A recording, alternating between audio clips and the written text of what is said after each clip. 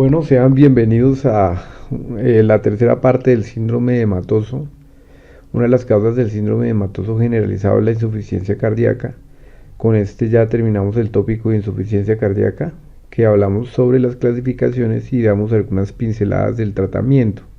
Es un video que está diseñado para estudiantes de medicina, por eso voy a repetir muchas veces alguna información para que se pueda recordar fácilmente. Tengan muy en cuenta que las guías de cardiología cambian todos los años, incluso se cambian cada 6 meses, tanto así que pueden salir las europeas en cierta fecha y a los 6 meses salen las americanas y pueden cambiar sustancialmente. Entonces, hasta la fecha del 2020, lo que va en la presentación es lo que está actualmente. Lo primero que tenemos que hablar es de la demografía, la edad promedio de presentación. Vamos a analizar esta tabla, es del 70 años más o menos. Es más frecuente en el sexo masculino. Generalmente el paciente ya tiene un antecedente de insuficiencia cardíaca en un 65 a 70% de las veces. La comorbilidad más común es la hipertensión arterial en un 60% de las veces. La enfermedad coronaria está presente en más de la mitad de los casos. La diabetes mellitus alrededor del 30% de los casos está presente. Y la fibrilación auricular puede acompañar a la falla cardíaca. El hecho de tener fibrilación auricular y falla cardíaca empeora el pronóstico porque aumenta el riesgo de trombosis cerebral y esto a su vez aumenta el riesgo de mortalidad. La disfunción renal está presente entre el 15 al 20% de los casos y el EPOC puede estar relacionado en un 20% alrededor de esta cifra. La anemia es una comorbilidad importante en falla cardíaca que se presenta entre el 15 y el 20% dependiendo de las series estudiadas. Vamos a hablar de las causas. Básicamente puede ser una causa aguda, algo que súbitamente deteriora el corazón. De lejos, el infarto agudo del miocardio es la causa más común. Es el típico paciente que hasta hace una semana era completamente normal y desarrolla falla cardíaca en menos de un mes. Ese paciente seguramente tuvo un infarto o tiene una enfermedad coronaria inestable. La otra posibilidad son los factores de riesgo que vimos en la tabla inicial, que se hacen crónicos y hacen una sobrecarga crónica en el corazón hasta que desarrolla síntomas, como puede ser una enfermedad coronaria estable, una hipertensión arterial mal controlada, una diabetes mal controlada y una fibrilación auricular crónica mal tratada. Para pensar en las causas generales de insuficiencia cardíaca, recuerden las estructuras anatómicas del corazón y así se les van a facilitar. Lo primero son las arterias. Las arterias tapadas generan infarto, entonces es la principal causa de falla cardíaca aguda principalmente. ¿Qué otra estructura podemos encontrar de afuera hacia adentro? El pericardio. Ese pericardio se puede llenar de líquido, por ejemplo el taponamiento cardíaco puede generar falla cardíaca, o el pericardio se puede fibrosar, se puede calcificar y impedir que el corazón se mueva bien, se llama pericarditis constrictiva. Otra posibilidad es alteración del músculo cardíaco, todas las causas de cardiopatías hipertróficas congénitas y no congénitas. Otra posibilidad es que el endocardio se afecte, por ejemplo en el caso de la endocarditis, que puede afectar las válvulas cardíacas, por ejemplo. Otra posibilidad serían las alteraciones valvulares. Esas alteraciones valvulares bien sean por estenosis o bien sean por insuficiencia, sea valvular aórtica mitral o en otra localización pueden generar falla cardíaca. Básicamente, si pensamos en las estructuras anatómicas, vamos a llegar a las causas. Para el músculo cardíaco me faltó mencionar, muy importante, las miocarditis, que son inflamaciones del corazón, generalmente por virus, como pueden ser los coronavirus, como pueden ser los adenovirus. Otra forma de poder clasificar las causas es en factores de riesgo, causas y factores acompañantes. Las causas a su vez pueden ser de origen cardíaco, pueden ser de origen no cardíaco y pueden estar relacionados con el paciente. Entonces, las causas cardíacas pueden ser síndromes coronarios agudos como el infarto cardíaco, siendo la principal causa de falla cardíaca aguda, Las taquicardias, por ejemplo, la fibrilación auricular, las bradicardias, por ejemplo, el bloqueo auriculoventricular de tercer grado, la hipertensión arterial no controlada o crisis hipertensivas, la miocarditis, el embolismo pulmonar agudo, la regurgitación de válvula aguda o la disección aórtica, el taponamiento cardíaco. Las causas no cardiovasculares, por ejemplo, las causas infecciosas. Un paciente con infección urinaria y choque séptico puede generar falla cardíaca, sí, y está distante el riñón al corazón. La exacerbación de las enfermedades pulmonares crónicas, por ejemplo el EPOC, por ejemplo el asma, por ejemplo enfermedades pulmonares intersticiales difusas. La disfunción renal, sea disfunción aguda o crónica, puede afectar el corazón. Las anemias pueden generar falla cardíaca o cor anémico en los antiguos textos de medicina interna. Las patologías tiroideas, sean el hipertiroidismo que genera taquicardia y falla cardíaca, como hipotiroidismo que genera bradicardia y falla cardíaca. Siempre hay que tomar estos exámenes de función renal, hemoglobina y perfil tiroideo a todo paciente con falla cardíaca, para dar algunos ejemplos. Los relacionados con el paciente, básicamente el no cumplimiento de la medicación. Al finalizar el video usted va a entender la importancia de la medicación. Por ahora es importante que se entienda el médico de atención primaria que hay que insistir en la adherencia al tratamiento por parte de nuestros pacientes, restringir el consumo de sal y de agua. Y el médico de atención primaria debe evitar medicamentos que están prohibidos en falla cardíaca, por ejemplo los AINES como el naproxeno, diclofenaco y ibuprofeno, tiazolidinonas que hoy por hoy ya no se usan tanto en diabetes, el consumo excesivo de alcohol y medicamentos anticálcicos tipo verapamilo o diltiazem están contraindicados en falla cardíaca siempre y cuando sea una fracción de eyección baja. Si la fracción de eyección es normal y es asintomática se podría poner, pero hay que hacerlo con unas consideraciones. Entonces tenemos las causas. Las causas se pueden dividir también en forma cronológica. Dentro de las causas pueden ser las causas agudas. Lo más importante, vuelvo insisto, la falla cardíaca. Hay que pedir troponinas para mirar si el paciente está infartado. Lo mismo el electrocardiograma. El infarto cardíaco descompensa al paciente, primero porque el músculo cardíaco no se mueve y segundo porque puede tener complicaciones que se clasifican en mecánicas. Por ejemplo, la ruptura del ventrículo, que se rompa el ventrículo, pues es letal básicamente. Que se rompa la válvula mitral, los músculos papilares, también es letal. Otra posibilidad es que sea una complicación no mecánica sino eléctrica, como la taquicardia ventricular, para dar algún ejemplo. Las miocarditis por virus son bastante comunes, el adenovirus principalmente, pero pueden haber otros virus como el coronavirus que actualmente está en auge. La miocardiopatía de Takotsubo, se llama así, Takotsubo, se manifiesta como falla cardíaca y síndrome coronario con o sin elevación del ST, porque tiene esta forma en el cateterismo cardíaco. Es similar a esta vasija que en idioma oriental significa Takotsubo. Por eso se llama esta entidad así, se llama síndrome de corazón roto, y es cuando el paciente se le da una mala noticia o tiene una situación de estrés agudo, generalmente mujeres desarrollan este tipo de patología. Arritmias cardíacas, cualquiera que sea mal controlada y si es suficientemente severa puede generar falla cardíaca. La patología valvular aguda, la disección aórtica y las causas extracardíacas, la sepsis y la tirotoxicosis. Dentro de las causas agudas tenemos la emergencia hipertensiva. Típicamente la hipertensión, la presión arterial sistólica y diastólica están por encima de 200, 120 y se manifiesta por dos cosas. Una, el edema pulmonar. Ese paciente con elevación de cifras tensionales severa, notablemente ahogado, que no tolera el decúbito, tiene edema pulmonar clínicamente sin haber puesto el fonendoscopio en el pulmón. Y dos, la angina hipertensiva, que es dolor de pecho relacionado con elevaciones extremas de la presión arterial. A estos pacientes hay que manejarlos habitualmente con nitroglicerina y oxígeno. La nitroglicerina y el oxígeno mejoran mucho estos síntomas de emergencia hipertensiva con órgano blanco corazón.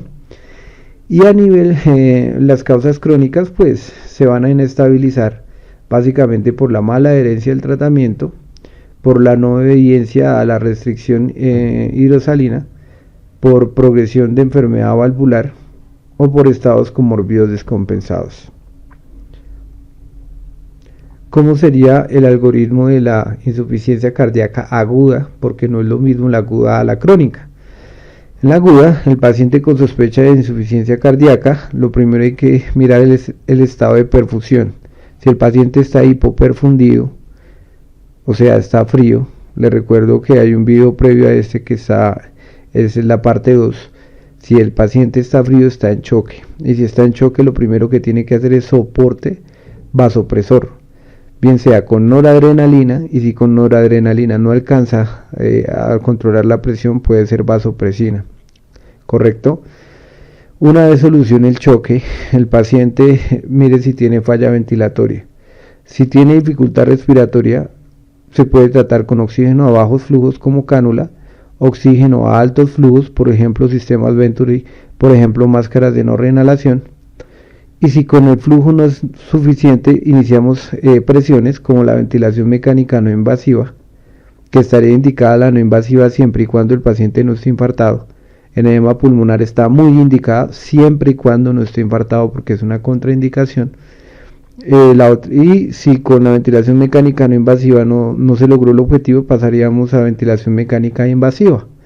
Tanto el choque cardiogénico como la falla respiratoria es un paciente que hay que hospitalizar en unidad de cuidados coronarios, unidad de cuidados intensivos. Ese paciente no se puede quedar en un piso o en el servicio de urgencias.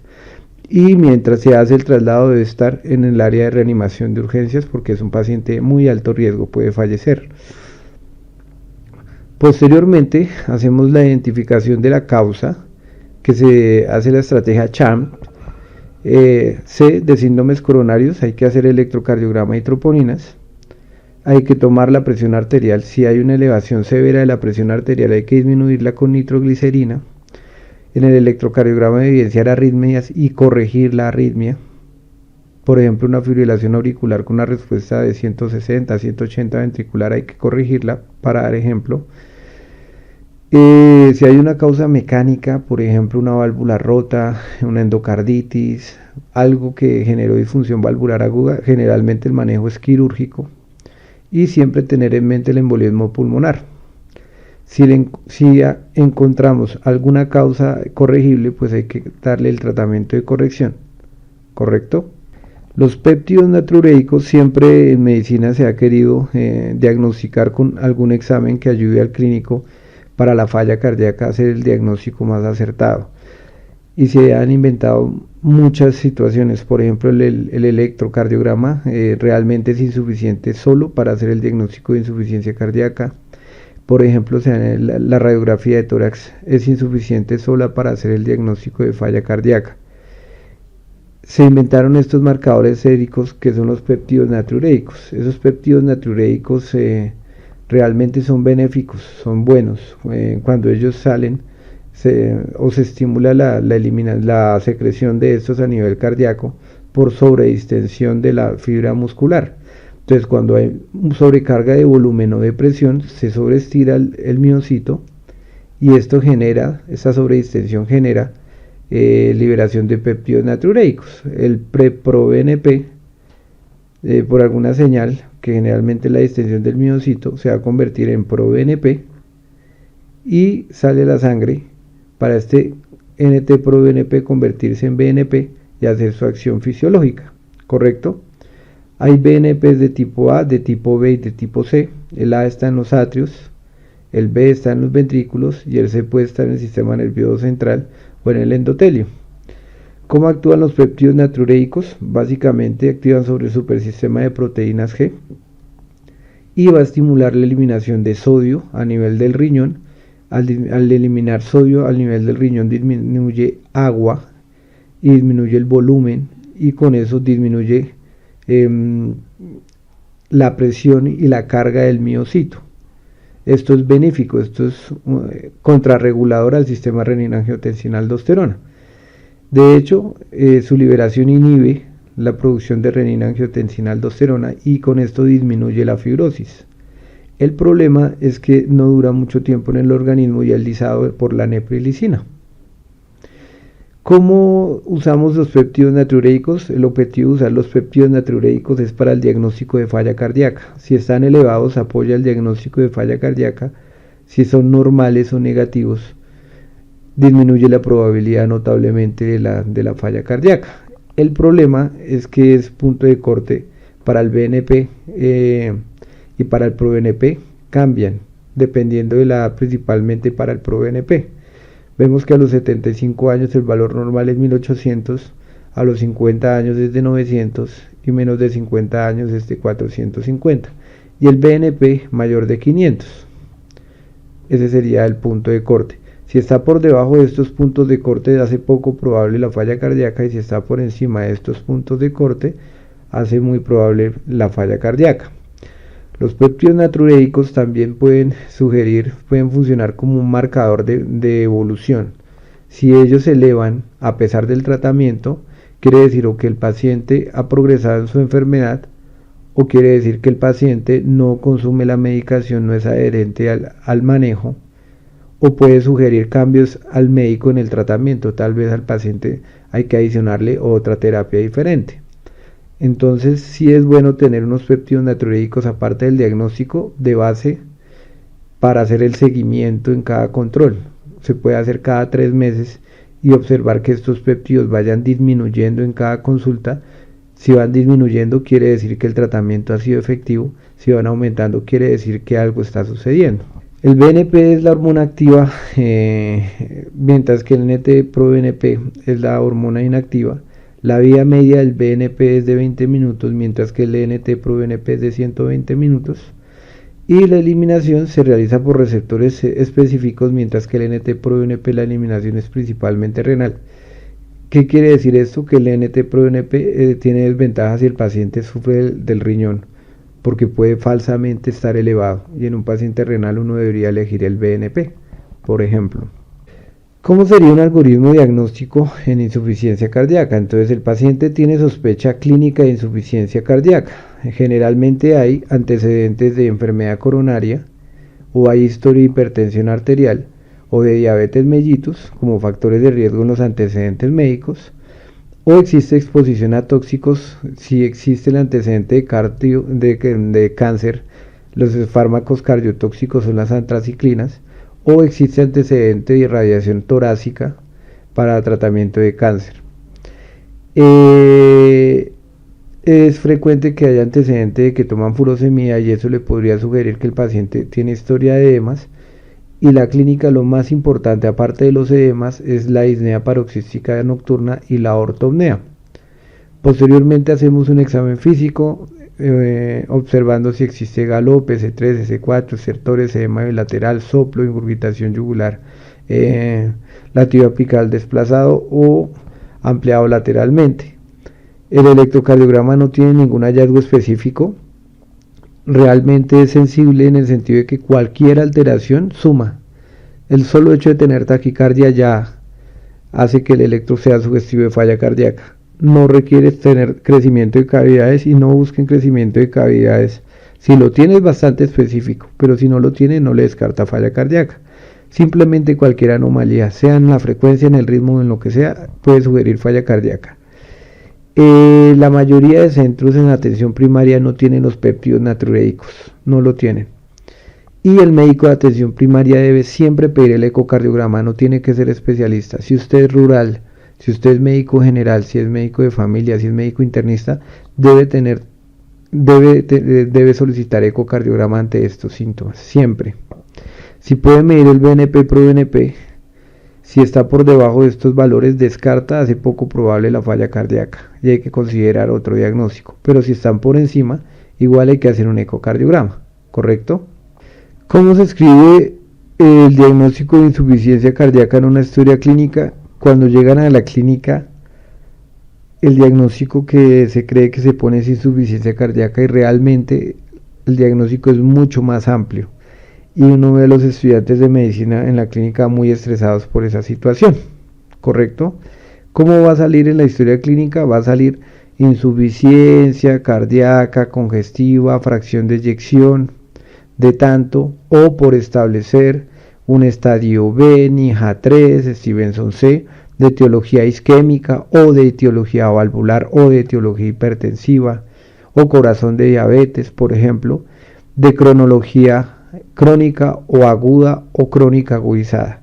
Cuando el estudiante de medicina ve todo esto, se asusta y se piensa que, o sea, hay la tendencia a pensar que en la formación de pregrado en básica se falló, y no es así. Lo que pasa es que toda la información la tienen, pero hay que organizarla, hay que estructurarla. ¿Por qué hay que hacer toda esta clasificación? Porque tiene implicaciones terapéuticas. De esto depende el tratamiento, de esto depende el pronóstico del paciente, y de esto dependen los estudios epidemiológicos que se van a hacer a futuro. Primer paso, vamos a hablar de qué es la fracción de eyección. Para saber la fracción de eyección debe tomar un ecocardiograma. Y el ecocardiograma no tiene que ser de esta hospitalización. Si tiene uno previo de hace un año, anótelo. Ecocardiograma con fracción de eyección de tanto, de tal año. ¿Correcto? Si no lo tiene, sin anatomía conocida, con sin fracción de eyección conocida. ¿Correcto? El volumen telesistólico normalmente 120 mililitros. Quiere decir que el corazón tiene al final de la diástole 120 cc de sangre. ¿Listo? Y en ese momento todas las válvulas están cerradas y el corazón está listo para hacer la sístole. En ese momento. Entonces todo lo que tiene el corazón ya al final de la diástole es 120 cc. 120 cc. Eso sería el 100%. El volumen sistólico es lo que es capaz el corazón de eyectar. Es decir, en cada sístole, ¿cuánto va a eliminar? Generalmente es 70 cc. 70 cc. Si sacamos el porcentaje, nos daría el 60%. Eso es la fracción de eyección del ventrículo. ¿Cuánto expulsa en cada latido el corazón?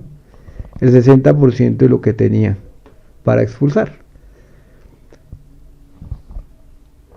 ¿Qué es el volumen telesistólico? El remanente que quedó después de la sístole. Esos 50 cc que quedaron ahí. ¿Correcto? Esto depende de los volúmenes, sí, porque depende, si son 240, el doble, pues no va a ser lo mismo si son 200 cc, o si es menos, tampoco es lo mismo, la fracción de eyección no va a ser la misma. Entonces esto va a depender de los volúmenes, por eso es tan importante tomar el ecocardiograma, ¿correcto?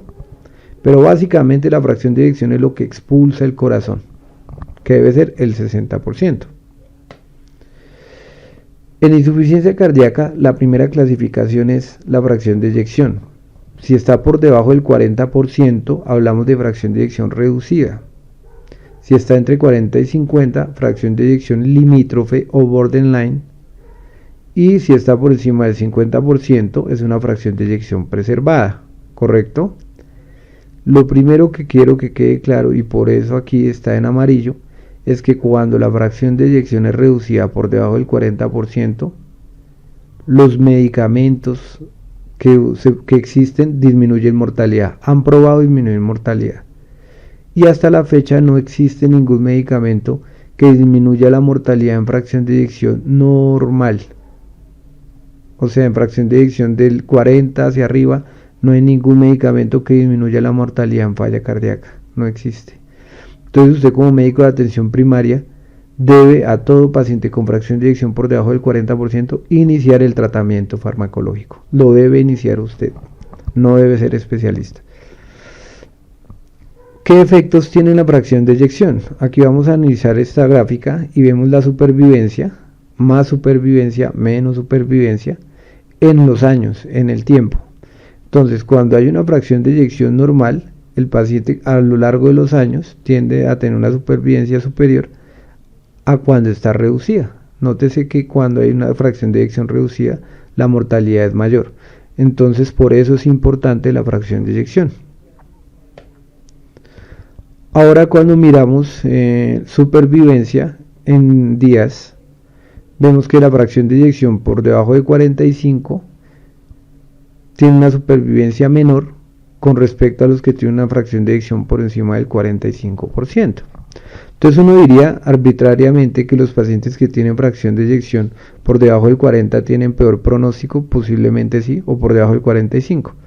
Pero cuando se discriminan entre fracciones de eyecciones conservadas, por ejemplo esta en verde, vamos a determinar primero la incidencia de algún evento, bien sea hospitalización, muerte por todas las causas o muerte de origen cardiovascular. A más esté alto esto es que se presentó el evento más frecuentemente. Y esta tabla vendría con tiempos, esta gráfica, disculpe, vendría con el tiempo. Entonces, en verde miramos la fracción de eyección superior al 55%. Vemos que a lo largo del tiempo tuvieron menos evento que los que tenían una fracción de eyección del 50%. Pero ahora, si miramos los que tuvieron una fracción de eyección por debajo del 50%, tuvieron una incidencia acumulada de eventos mayor. Por eso aparecen las definiciones de fracción de eyección reducida por debajo del 40, borderline del 40 al 50 y fracción de eyección conservada. A más baja la fracción de eyección, peor es el pronóstico, pero tener una fracción de eyección borderline o conservada tampoco es que sea tan bueno. Incluso hay estudios que dicen que la mortalidad puede ser similar porque esos pacientes tienen otras situaciones graves. Por ejemplo, tienen una obesidad mórbida o otras cosas que empeoran el pronóstico por sí solo. Entonces vamos a empezar a tranquilizarnos. Ya sabemos el diagnóstico clínico de la insuficiencia cardíaca, ya sabemos la fracción de eyección, sale de un ecocardiograma, sabemos qué es la fracción de eyección y sabemos su importancia clínica. Correcto, hasta aquí vamos. Que eso tiene implicaciones terapéuticas, pronósticas y epidemiológicas. Ahora vamos con con el estadio B, dice acá. Vamos a ver qué es un estadio B. Resulta que en falla cardíaca hay estadio A, hay estadio B, hay estadio C y hay estadio D. ¿Correcto? El estadio A son los factores de riesgo para falla cardíaca. Si recuerdan la tabla inicial, factores acompañantes o sociodemográficos que se encuentran en los estudios de falla cardíaca la mayoría son hipertensos, la mayoría tienen obesidad, la mayoría tienen enfermedad coronaria, tienen diabetes o síndromes metabólicos, la mayoría tienen antecedentes personales familiares de falla cardíaca o están expuestos a fármacos cardiotóxicos. Este estadio A son los pacientes con factores de riesgo, pero que no tienen alteración estructural ni en electrocardiograma ni en ecocardiograma y tampoco tienen síntomas. El estadio B es el mismo paciente, pero que además de eso tiene una alteración estructural objetiva, generalmente un ecocardiograma con una fracción de eyección baja o una válvula disfuncional, puede ser una disfunción, una estenosis aórtica o una insuficiencia mitral, para dar un ejemplo. O existe el antecedente de infarto cardíaco, pero el paciente nunca desarrolló síntomas de falla cardíaca. El estadio C es el factor de riesgo, la alteración estructural, pero que desarrolla síntomas. Y los síntomas principalmente es la fatiga con el ejercicio, el ahogo y el edema periférico. Eso es lo más importante. Y el estadio D es el paciente con los factores de riesgo que tiene una alteración estructural, que adicionalmente tiene síntomas sugestivos de falla cardíaca, pero que son síntomas marcados, incluso en reposo ya requiere oxígeno suplementario, y es un paciente que siempre está hospitalizado. ¿Qué hacer con esos estadios? ¿O qué el médico de atención primaria qué debe hacer? Lo primero en el estadio A es mirar el factor de riesgo, y ese factor de riesgo es tratarlo. Por ejemplo, si tiene obesidad, baje de peso, el médico de atención primaria, si su paciente es diabético, contrólele la diabetes. Si sufre de la hipertensión, trátele la hipertensión, bájale la hipertensión. Si tiene dislipidemia, contrólele su colesterol. Si fuma, aliente el cese de tabaco. Si no hace ejercicio, estimule el ejercicio. En el estadio B hay una alteración estructural. Aquí en el estadio B, aunque el paciente no tenga síntomas, podría beneficiarse de betabloqueadores y ECAs o ARA2, se podría beneficiar. Y aquí sería indicación, de hecho, para decir que hay alteración estructural debería tener un ecocardiograma. Por ejemplo, me encontré que tiene fracción de eyección del 30%, ese paciente debería recibir los fármacos que disminuyen mortalidad en falla cardíaca aunque no tenga síntomas. Por ejemplo, a ese paciente le pedí un BNP y el BNP salió alto. Y aparte de eso tiene una válvula enferma, tiene una insuficiencia aórtica. Ese paciente también debería tener tratamiento aunque no haya desarrollado síntomas. En el estadio C con síntomas, pues nadie le va a negar el tratamiento, que es básicamente para aliviar, mientras alivia los síntomas, el diurético es muy bueno para aliviar síntomas. Y el bloqueo farmacológico para disminuir mortalidad. En el estadio de refractarios, generalmente tienen hospitalizaciones muy frecuentes, hay que afinar todo el tratamiento para alargar la supervivencia de estos pacientes. Entonces, vamos desarrollando. Primero, insuficiencia cardíaca, ¿tiene o no tiene? Sí tiene. ¿Qué fracción de eyección tiene? Del 30%. ¿Qué estadio tiene? Pues el paciente tiene síntomas, digamos que tiene factor de riesgo, alteración estructural, con síntomas sería un estadio C. Para este ejemplo sería un estadio B.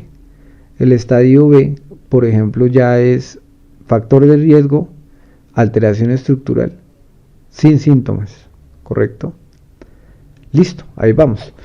Este diagnóstico, ponerlo así en la historia clínica es importante, sí, porque eso tiene implicaciones terapéuticas, pronósticas y epidemiológicas. Vamos a hablar del NIHA. NIHA es son unas siglas de una escala que mide la disnea, mide las palpitaciones, la fatiga. Y si aplicamos la estrategia canadiense, también el dolor torácico. Y quiere decir que es una escala del corazón, ¿sí? American Heart, New York, de Nueva York, ¿correcto? Entonces clase 1, clase 2, clase 3 y 4, clase 4. Entonces en la clase 1 la actividad física ordinaria no causa fatiga, el paciente no. Y el paciente puede caminar más o menos más de 7 metros. Entonces transporta 11 kilos por 8 pasos o transporta objetos que pesen 36 kilos. Básicamente es un paciente normal. En la clase 2, la actividad física habitual en el día sí puede generar fatiga. Por ejemplo, cuando camina más de una cuadra y el paciente no para, pero sí siente fatiga o ahogo, pero camina más de la cuadra sin parar, o sube 2 pisos sin parar. Puede tener una relación sexual sin detenerse. El NIHA 3, el paciente está cómodo en reposo, pero cuando hace algún tipo de actividad física menor, el paciente ya se ahoga. Por ejemplo, si camina a la cuadra ya el paciente se cansa, o si sube 2 pisos no alcanza a subir los 2 pisos, el paciente se cansa, ¿correcto? Por ejemplo, actividad física menor quiere decir que al ducharse o al vestirse lo puede hacer sin detenerse, puede alistar y tender la cama, que son cosas habituales. Y el 4 son síntomas que se presentan en reposo, simplemente en reposo. Lo que está en negrilla es lo que va a salir en el examen en Moodle, ¿correcto? Es lo más importante. 4 es en reposo. Cualquier tipo de actividad cotidiana genera deterioro clínico. Y eso quiere decir, o se presenta porque el corazón nutre los músculos, que son varios, y cuando se somete a ejercicio hay mucho metabolismo energético. Por eso la fatiga, el deterioro de la clase funcional con el ejercicio es un síntoma de falla cardíaca de los más importantes, diría yo.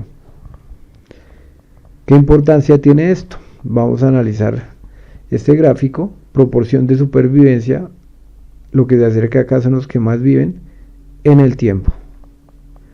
Vamos a mirar que hay una línea que está discontinua, vamos a observar que hay otra que está continua.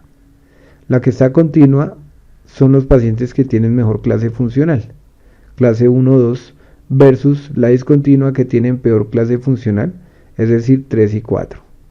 Si observamos, a peor clase funcional, peor supervivencia. El paciente vive menos cuando tiene peores clases funcionales, ¿correcto? Esa es la importancia. Luego hay que tratarlos mejor, con más agresividad, los que tienen clases funcionales 3 y 4. para disminuir la hospitalización y disminuir la muerte. Vamos desarrollando tranquilos el ingreso a la clínica, la insuficiencia cardíaca congestiva, fracción de eyección, donde sale el ecocardiograma. ¿Quién lo pide? El médico, cualquier médico. Estadio para este ejemplo B, ya saben por qué, para qué. El NIHA, entienden ya el NIHA, clase 3, o sea, a la cuadra el paciente para, se ahoga, a la cuadra. Pero las actividades mínimas cotidianas las puede hacer, como bañarse, levantarse, etc. El Stevenson lo puse en rojo porque ya lo vimos en el video 2, le recuerdo revisarlo. La etiología puede ser isquémica, es decir, si fue por infarto, puede ser de origen valvular si es por una válvula, de etiología por endocarditis valvular si es por una endocarditis que afectó la válvula, o de etiología metabólica, por ejemplo en diabetes, por ejemplo en hipertiroidismo, en hipotiroidismo. La etiología depende de la causa, o por miocarditis, por ejemplo coronavirus, etc. La cronología crónica, si es algo que ya se conocía, agudo, si es algo nuevo, por ejemplo un infarto que hubo obstrucción del vaso de un día para otro, o crónica agudizada, que es el paciente, por ejemplo, que ya se conocía con falla, pero que se rehospitalizó porque o no se le suministraron los medicamentos como eran, o la enfermedad base progresa. Todo esto, como vimos, tiene implicaciones pronósticas, terapéuticas y epidemiológicas. Primer paso, toma el pulso. En el examen físico cardiovascular lo principal es tomar el pulso, la inspección y tomar el pulso. Entonces en el pulso podemos observar que va a una frecuencia determinada, a un ritmo determinado, ¿correcto? Si hay alteraciones del ritmo se conoce como arritmia. Los pulsos deben ser similares uno con el otro, ¿sí? Si no es así, es un pulso alternante. Hay pulsos saltones de insuficiencia aórtica, o sea que se sienten muy bien. Hay unos pulsos disminuidos, que es más de estenosis aórtica, que se sienten menos, o filiformes en el caso del choque, etcétera. Yo traje esta gráfica es porque la frecuencia cardíaca, simplemente la frecuencia cardíaca es un determinante. O sea, un paciente que tenga 30 de frecuencia cardíaca tiene una bradiarritmia, seguro tiene un bloqueo auriculoventricular y seguro lo que requiere es un marcapaso. Ahora, si la frecuencia es alta, disminuye la supervivencia del paciente. En este estudio se observa los pacientes con punto primario con un evento que se presenta en salud, sea muerte, sea hospitalización, sea la situación que sea, es más frecuente acá. Y en el tiempo, como observamos acá, es en el tiempo en qué momento se presenta el evento, negativo para este ejemplo, ¿correcto? Estas son las tasas de frecuencia cardíaca, los intervalos de frecuencia cardíaca, y observamos que a mayor intervalo de frecuencia cardíaca, mayor probabilidad de que presente el evento. Parece ser que la cifra mágica es 70. El paciente debe tener en falla cardíaca una frecuencia del 70%. De 70 latidos por minuto. Si la frecuencia es por encima de 70 latidos por minuto, aumenta la mortalidad o aumenta el evento en salud deleterio. Entonces el médico de atención primaria debe tomar el pulso, debe mantener a sus pacientes por debajo de 70 latidos por minuto, ¿correcto? Esa es la meta de todos los médicos de atención primaria. Entonces, insuficiencia cardíaca, fracción de eyección de tanto, o por establecer si no tiene ecocardiograma, estadio B, NIHA 3, Stevenson C, de etiología isquémica, crónica, agudizada versus aguda, etcétera, etcétera. Tiene indicaciones terapéuticas, pronósticas y epidemiológicas. Evite la hospitalización por falla. A medida que el paciente fallece o de muerte súbita por una arritmia cardíaca o fallo de bomba, y generalmente estos pacientes con falla cardíaca refractaria fallecen, el pronóstico de vida al año es muy malo, ¿correcto? Y eso depende de si el paciente está estable. Si está estable va a vivir mucho mejor, va a vivir más, a que si el paciente deteriora los síntomas, o sea, el NIHA se deteriora, la fracción de eyección se deteriora, el Stevenson se deteriora. Si todos estos factores empiezan a deteriorarse, el paciente tiene más posibilidad de fallecer, ¿correcto?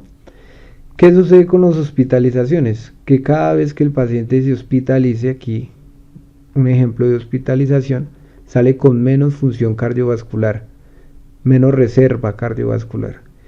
y se va a rehospitalizar otra vez. Entonces al rehospitalizarse sale con menos reserva cardiovascular y vuelve y se rehospitaliza, sale con menos reserva cardiovascular y vuelve y se rehospitaliza y sale con menos reserva cardiovascular. ¿Cómo hago yo para evitar una hospitalización? Dándole medicamentos que disminuyen hospitalización y muerte en falla cardíaca. 2. Hablando con la familia para que les suministren los medicamentos. 3. Verificar que el paciente evitó el consumo de sal y de agua y aparte de eso está adherente a su fórmula médica. Eso es lo que uno espera de un rural en medicina, que va a ir a hacer consulta a pueblos donde no haya acceso de salud. Eso es lo que yo esperaría, que el médico de atención primaria tenga la posibilidad de ir a esos pueblos a hacer bien el trabajo, porque las citas a cardiología se pueden demorar 2-3 años. ¿Qué fármacos disminuyen la mortalidad en falla cardíaca? Los betabloqueadores. Los betabloqueadores disminuyen la frecuencia cardíaca, la velocidad de conducción cardíaca, impiden el remodelado cardíaco, disminuyen el riesgo de arritmias. Estos medicamentos son el carvedilol, bisoprolol y metoprolol. Observen la reducción de muerte total de estos pacientes del 65%, del 34% y del 34%. El que más disminuyó mortalidad fue el carvedilol, el metoprolol succinato, porque el metoprolol tartrato, que es el que da nuestro seguro, no disminuyó mortalidad. ¿Correcto? El bisoprolol también se podría usar. Otro fármaco que disminuye son los inhibidores de la enzima convertidora de angiotensina, como el enalapril, que es el fármaco más usado en nuestro país. Observemos por favor la disminución en mortalidad: 27%, 16%, 19%, 27%, 22%. Y si hay infarto cardíaco con la primera dosis se puede disminuir la mortalidad, aún se sigue disminuyendo la mortalidad, eso es bueno, es positivo. La fracción de eyección de estos pacientes en promedio eran, o pacientes no en promedio, sino los que se aceptaron en los estudios, eran fracciones de eyecciones por debajo de 40. Recuerden que ningún fármaco en fracción de eyección normal ha logrado disminuir mortalidad, pero eso prende las alarmas de que si usted tiene un paciente con fracción de eyección baja, debe iniciar el medicamento. Beta bloqueador a dosis máximas toleradas y IECAS a dosis máximas toleradas. Si los IECAS no los tolera por tos, hacen tos, porque esos medicamentos generan tos, hay que cambiarlo por losartán o por otro varados, valsartán, etc. El estudio RALES es un estudio que evaluó, hay otro que es EFEXUS, les traje este ejemplo, evaluó los inhibidores de la aldosterona, como por ejemplo la espironolactona, también está la plerrenona, entre otros. Nótense cómo la espironolactona aumentó la probabilidad de sobrevida de los pacientes con respecto a no darles nada. Conclusión: todo médico de atención primaria debe usar beta bloqueador y ECAS-2 y inhibidores antagonistas de la aldosterona. Hay otros medicamentos que son relativamente nuevos, no son tan nuevos ya, que son los medicamentos, el sacubitril o valsartán. El valsartán tiene los efectos habituales de un inhibidor de la enzima convertidora a la angiotensina, en este caso inhibidor de los ARA2, ¿correcto? Los ARA2. Recordemos que la angiotensina va a generar retención de agua, retención de sodio, vasoconstricción, proliferación celular y aumento del tono simpático. Si bloqueamos esta vía, vamos a eliminar la retención de agua, la vasoconstricción, se impide la proliferación celular. El sacubitril es un medicamento que inhibe la neprilicina. Entonces, ¿qué sucede? Los péptidos natriuréticos se liberan cuando se distiende la fibra muscular por exceso de volumen. Son benéficos cuando se liberan.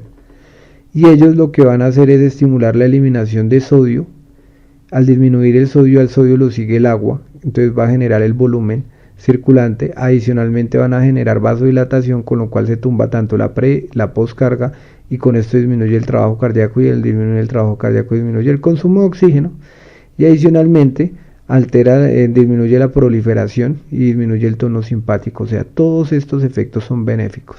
¿Cuál es la situación? Que este medicamento, esta hormona es eliminada por la neprilicina, y al ser eliminada la neprilicina pues se pierde el efecto benéfico. Ese medicamento es un inhibidor de la neprilicina, con lo cual el BNP y el NT-proBNP, el BNP realmente va a durar mayor tiempo. Al durar más tiempo, pues va a generar más efectos benéficos.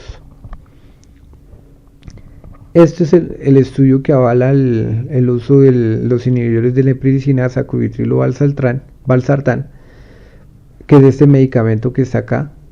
Observemos cómo en el punto primario disminuyó los eventos anómalos en salud, disminuyó la muerte de origen de causa cardiovascular con respecto a al enalapril, que es excelente medicamento. Yo no estoy diciendo que no le vamos a dar enalapril, no hay que dar enalapril, ¿sí? Pero ya vamos a hacer una consideración.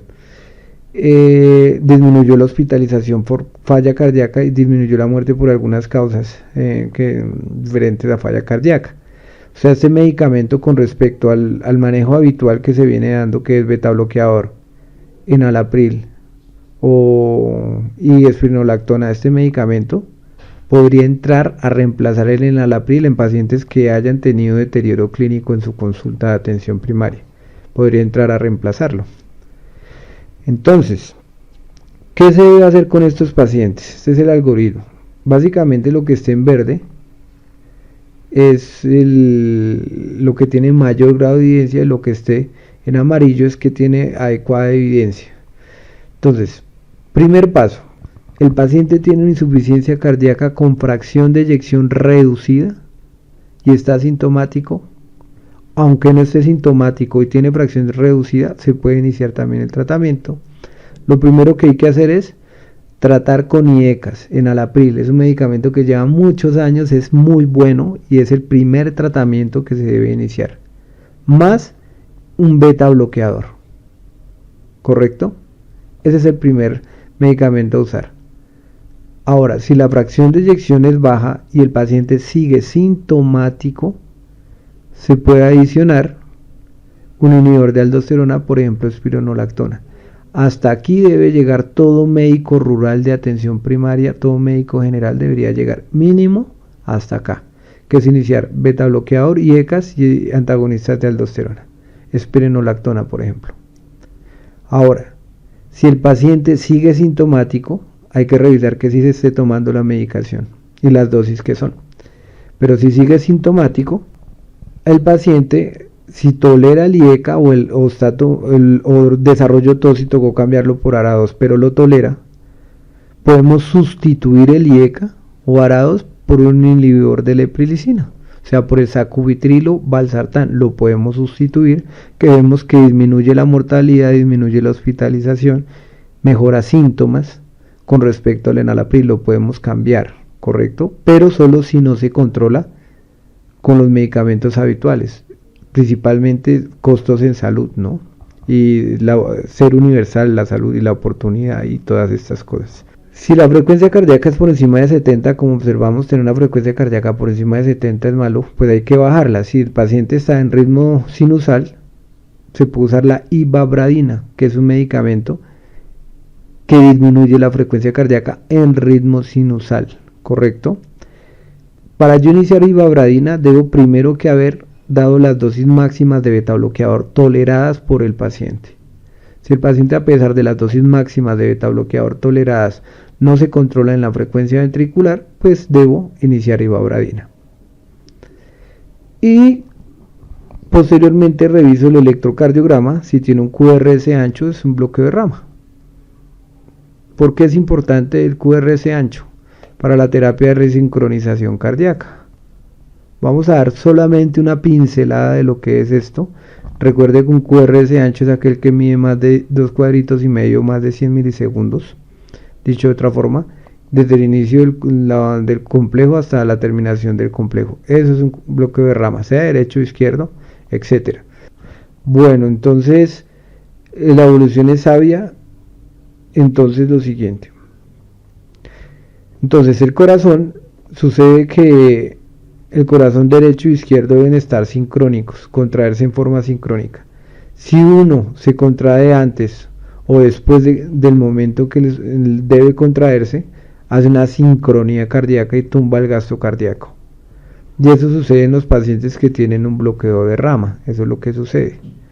Entonces el objetivo de la terapia de resincronización es poner un marcapasos para que el corazón se contraiga sincrónicamente y mejore la función cardiovascular.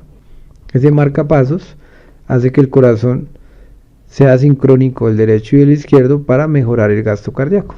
Entonces, primero, tiene falla cardíaca con fracción de eyección reducida y está asintomático, inicie IECAS y beta bloqueador. Mire la fracción de eyección por debajo de 35 y si persiste sintomático, adicione antagonistas del mineralocorticoides, por ejemplo espironolactona. Si el paciente sigue sintomático, sustituya el IECA por un inhibidor de neprilicina. Si tiene frecuencia por encima de 70, optimice el uso de frecuencia de beta bloqueador. Si a pesar de esto continúa sintomático, ivabradina. Y mire la duración del QRS si es mayor a 130 milisegundos. Remita a la electrofisiología para considerar si es candidato a terapia de resincronización cardíaca.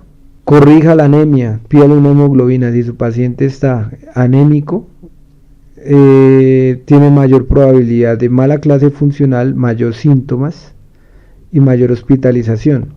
Lo primero que hay que hacer con una anemia es evaluar la causa. Si tienes pérdida digestiva, por ejemplo cáncer gástrico, úlcera gástrica, hay que tratar la causa de la anemia. Siempre busquen en el tubo digestivo. Y posteriormente se trata.